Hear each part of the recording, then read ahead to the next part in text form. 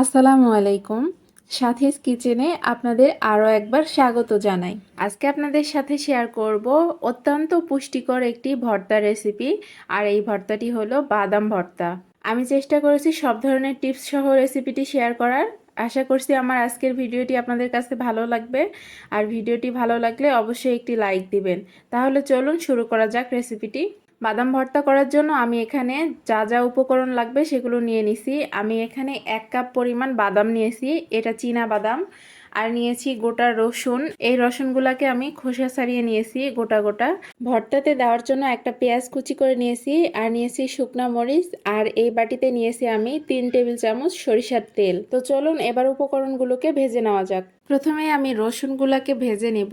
তার জন্য চুলাতে আমি একটা ফ্রাই প্যান বসিয়ে দিয়েছি। প্যানটা গরম হয়ে আসলে আমি এর মধ্যে দিয়ে দিচ্ছি রসুনগুলো। রসুনগুলো দেওয়ার পরে আমি এখানে সামান্য পরিমাণে তেল দিয়ে রসুনগুলোকে ভেজে নিচ্ছি। রসুনগুলো ভাজা হয়ে গেছে, আমি রসুনগুলোকে একটা অন্য পাত্রে উঠিয়ে রাখছি। এরপরে আমি শুকনা মরিচটাকে ভেজে নিব। শুকনা মরিচটা একটু পোড়া পোড়া করে ভাজতে হবে, যাতে করে শুকনা মরিচ থেকে একটা সুন্দর ফ্লেভার বের হয়। তো মরিচগুলো আমি ভেজে নিয়েছি। মরিচগুলো আমি অন্য একটা পাত্রে উঠিয়ে রাখলাম। আর এবারে ভাজবো বাদাম। বাদামটা ভাজার জন্য আমি প্যানের মধ্যে সামান্য পরিমাণ তেল দিয়ে দিচ্ছি। আপনারা চাইলে তেল ছাড়াও বাদামটা ভাজতে পারেন, তবে তেল দিয়ে দিলে আর বাদামের খোসাটা ছাড়াতে হয় না। আর আমি বাদামের খোসা সহই আজকে ভর্তাটা বানাবো, কারণ বাদামের খোসাতে অনেক পরিমাণ ভিটামিন আর মিনারেলস থাকে, যা আমাদের শরীরের জন্য ভীষণ উপকারী।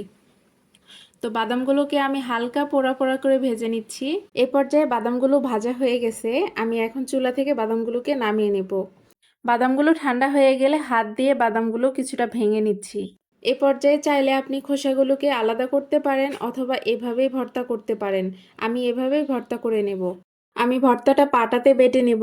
তাহলে চলুন ভর্তাটা বেটে নেওয়া যাক। মরিচগুলোকে সামান্য পরিমাণ লবণ দিয়ে বেটে নিচ্ছি।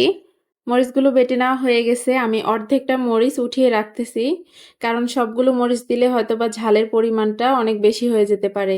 পরে যদি প্রয়োজন হয় সেক্ষেত্রে আবার আমি মরিচটা অ্যাড করে দিব। এবার মরিচের সাথে রসুনগুলোকে বেটে নিব। তো এবার আমি বাদামগুলোকে দিয়ে বাদামগুলো বেটে নিচ্ছি খুব ভালোভাবে। বাদামগুলো বাটার সময় কিন্তু কোনো পানি ব্যবহার করবেন না, কারণ বাদাম থেকে এমনিতেই তেল বের হয়। আর এই তেলেই কিন্তু বাদাম ভর্তাটা আঠালো হয়ে যাবে। আপনারা চাইলে এই ভর্তাটা ব্লেন্ডারেও করে নিতে পারেন, কিন্তু বাদাম ভর্তাটা ব্লেন্ডারে করলে কিন্তু আপনি সেই আসল স্বাদটা পাবেন না, কারণ ব্লেন্ডারে ভর্তা বানানোর জন্য কিন্তু পানি ব্যবহার করতে হয়। আর ভর্তাতে পানি ব্যবহার করলে ভর্তা খেতে কিন্তু মজা লাগে না।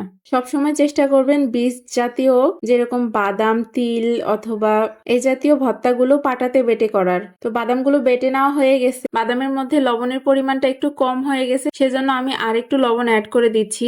সবগুলো উপকরণ অ্যাড করে দেওয়ার পরে আমি ভর্তাটাকে খুব ভালোভাবে মাখিয়ে নিচ্ছি। দেখলেন তো কত সহজে তৈরি হয়ে গেল পুষ্টিকর বাদাম ভর্তা। আশা করছি আমার আজকের এই রেসিপিটি আপনাদের কাছে ভালো লেগেছে। আর ভালো লাগলে অবশ্যই লাইক, কমেন্ট অ্যান্ড শেয়ার করবেন। আর চাইলে আমার চ্যানেলটিকে সাবস্ক্রাইব করে নিতে পারেন আরও নিত্য নতুন সব রেসিপি দেখার জন্য। সবার সুস্থতা কামনা করে এখানেই বিদায় নিচ্ছি। আল্লাহ হাফেজ।